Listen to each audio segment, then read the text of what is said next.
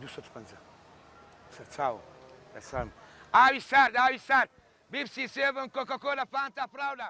من هونەرمەند عەبدوڕەزاق عەبدوڵڵا بۆتانیمە، ناسراوم بە وەستاقی چۆ ساڵی 1991 دەستم بە ئیشی کاری هونەری کرد.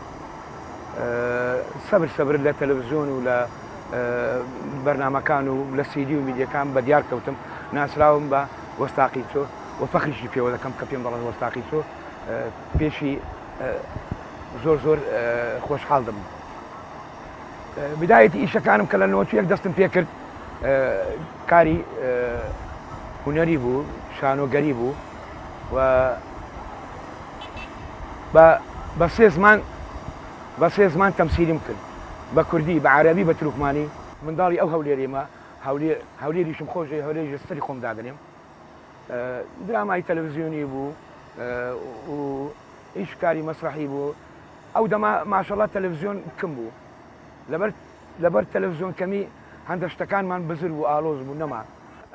ئەو ڕۆژانە سبەینان ئەمن دێم لێرە سەعاتەش ئاو دینم و هەندێک بیپسی و میپسی سێبلەوانە دینم دادنێم و تا درەنگانی شەو ئەگەر بێت 20,000 15,000 بمەوە بتوانم سێ منداڵ و بەخۆم بە خێزانم بەڕێوان بم. لەوەی زیاترم نییە.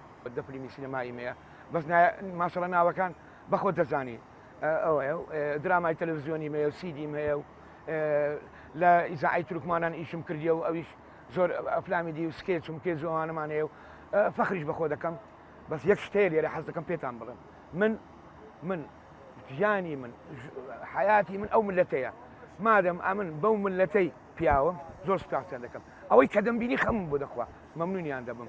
ئاوی سارد بیپسی 7 کۆکەکۆلە فانتا فراولە.